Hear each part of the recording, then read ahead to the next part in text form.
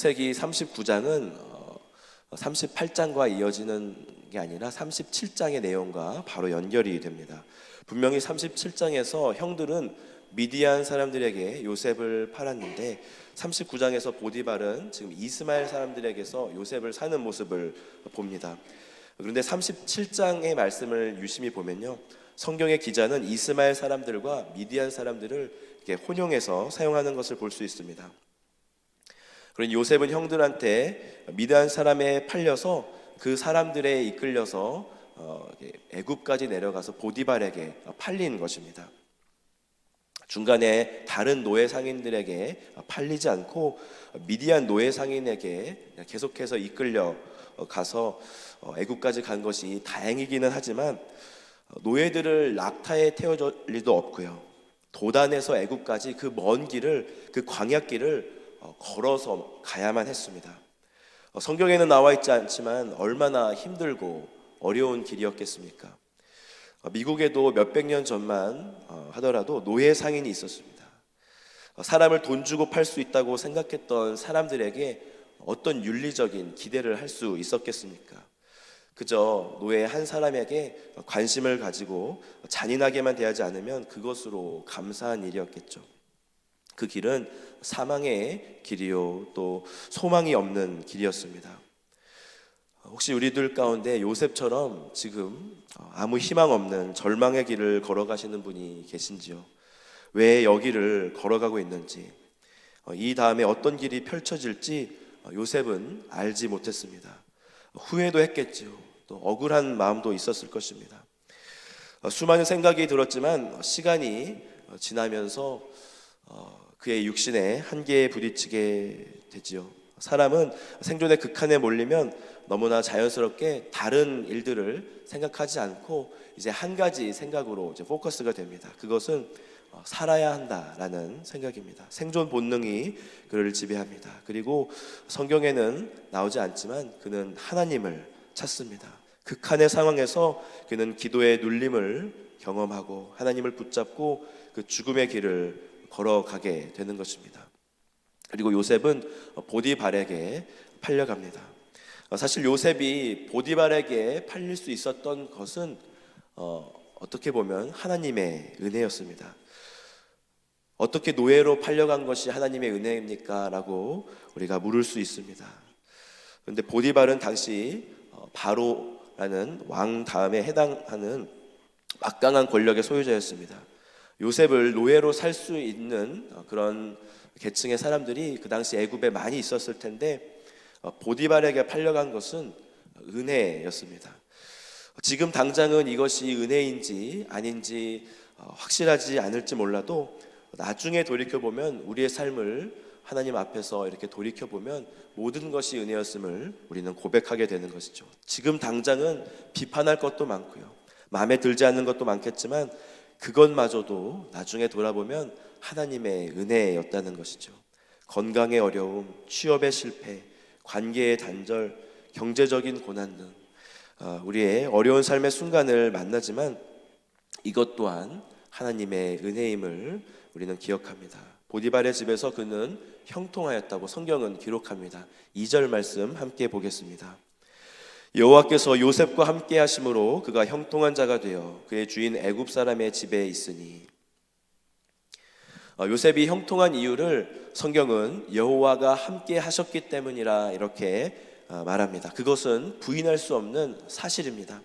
여호와가 함께 하시지 않으셨으면 요셉이 아무리 지혜롭고 또 아무리 똑똑하고 성실하다고 해도 결코 형통할 수 없었을 것입니다. 하지만 우리가 한 번쯤 생각해 봐야 할 것은 보디발의 집에서 요셉이 과연 게으르게 지냈을까라는 것입니다. 3절 말씀에 보면 보디발은 여호와께서 요셉과 함께 하심을 보았다고 하고요, 또 여호와께서 그의 범사에 형통하게 하심을 보았다고 이렇게 성경은 말합니다. 보디발이 이렇게까지 생각할 수 있었던 것은 첫 번째로는 일련의 일들을 요셉이 지혜롭게 처리하였고 하나님의 은혜가 요셉과 함께 하였다는 것을 그가 보았기 때문입니다. 두 번째로는 조금 더 힘들고 또 어렵고 또 풍파가 몰아쳤을 때 요셉이 그 일마저도 잘 감당하였으며 요셉의 품행과 문제를 대하는 태도와 그의 모습, 그리고 그 문제 뒤에 나타난 열매들을 보았을 때 이 아이에게는 뭔가 특별한 것이 있다, 보디발은 직감하였던 것입니다. 하지만 이것만으로는 보디발 같이 높은 지위에 있는 사람이 눈에 보이지도 않는 이런 청년이, 눈에 보이지도 않는 하나님께서 이 청년에게 함께하고 있다라고 쉽게 생각하지는 못했을 것입니다. 어떠한 계기가 보디발에게는 있었고, 그 계기를 통해서 보디발이 이 아이는 하나님과 함께하고 있구나, 하나님이 여호와가 요셉과 함께하는구나, 그는 알게 되었던 것입니다.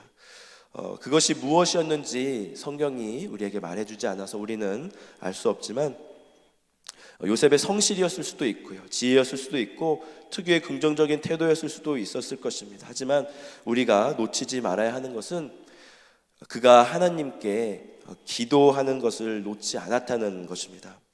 요셉을 집어삼키려고 하는 그 무엇인가가 있었을 때 보디발은 아마 눈여겨 보았을 것입니다. 과연 요셉이 어떻게 될까?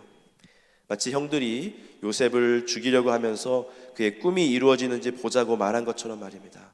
하지만 요셉은 그 어려움 속에서 실족하지 않았습니다.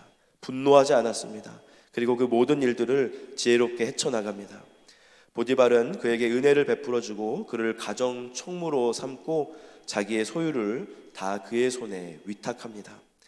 그리고 요셉을 위해 하나님은 보디발의 집에 은혜를 베풀어 주십니다. 5절 말씀 함께 보겠습니다.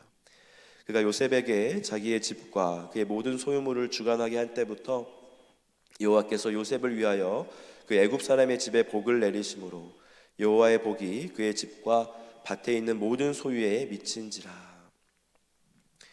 하나님이 복을 주시는데 정말 특별한 방법으로 복을 주십니다.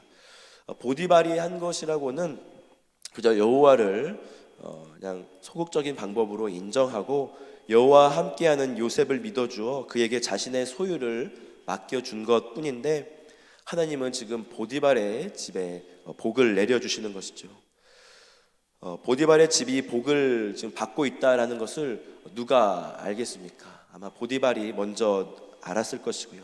또 보디발과 함께하는 사람들, 그와 관련이 있는 사람들은 그 사실을 알았을 것입니다. 점점 보디발이 복을 받고 있구나라고 말이죠. 그런 상황 속에서 요셉에게 시련이 닥쳐옵니다. 7절 말씀 함께 보겠습니다.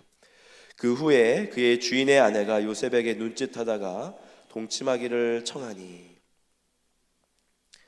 성경에서 요셉과 같이 이런 성적인 유혹을 받고 이겨낸 사람이 또 있었을까 생각해 보게 됩니다. 아마 예수님께서 사탄에게 유혹받으실 때 성전에서 뛰어내리면 너가 다치지 않고 사람들에게 환호를 받게 될 것이다, 이런 것도 아마 같은 맥락의 유혹이 아니었을까 생각해 봅니다.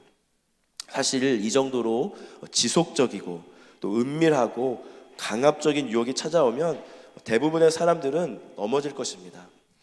요셉이 그저 그냥 보통 사람이라고 가정한다면 보디발의 아내의 요구를 거절하였을 때 앞으로 어떤 일이 펼쳐지게 될 것이다라는 것은 능히 짐작하고도 남았을 것입니다. 하지만 요셉은 평화로운 중도의 입장을 보이지 않습니다. 10절 말씀 함께 보겠습니다. 여인이 날마다 요셉에게 청하였으나 요셉이 듣지 아니하여 동침하지 아니할 뿐더러 함께 있지도 아니하니라. 사실 함께 있을 수도 있었겠죠. 함께 있는 것은 죄가 아니니까요. 눈길 정도 받아주는 것은 죄가 아니겠지요. 하지만 거기에서부터 남녀 관계의 시작이 된다는 것을 요셉은 알았습니다. 그는 자신과 하나님 앞에서 정직하였습니다. 나는 보디발의 아내와 함께하지만 동침은 하지 않을 거야 라고 스스로를 속이지도 않았습니다. 그리고 보디발의 아내에게도 정직하게 자신의 입장과 자신의 마음을 말해줍니다. 9절 말씀입니다. 이 집에는 나보다 큰 이가 없으며 주인이 아무것도 내게 금하지 아니하였어도 금한 것은 당신뿐이니 당신은 그의 아내임이라. 그런즉 내가 어찌 이 큰 악을 행하여 하나님께 죄를 지으리이까.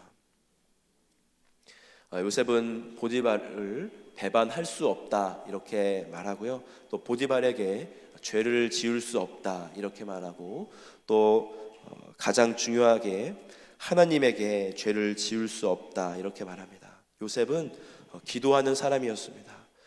기도하지 않는 사람은 하나님을 두려워하지도 않고요, 오히려 하나님을 업신 여깁니다. 요셉은 어려운 일이 있을 때 하나님을 의지하여 하나님과 함께하는 자임을 다른 사람들에게 보여주었으며 그는 복의 통로가 됩니다. 그리고 유혹이 다가올 때 그는 하나님을 두려워하며 하나님과 자신의 양심 앞에서 정직하게 반응하며 유혹의 시작을 미리 차단해 버렸습니다. 오늘 우리는 하나님 앞에서 살아가고 있습니까? 하나님과 함께하면 죽음의 골짜기에서도 우리는 하늘의 은혜를 경험할 수 있습니다. 오늘 하루 주님께 기도하시며 주님 주시는 평안을 누리는 복된 하루가 되시기를 주님의 이름으로 축복합니다. 이 시간 말씀을 놓고 함께 기도하겠습니다.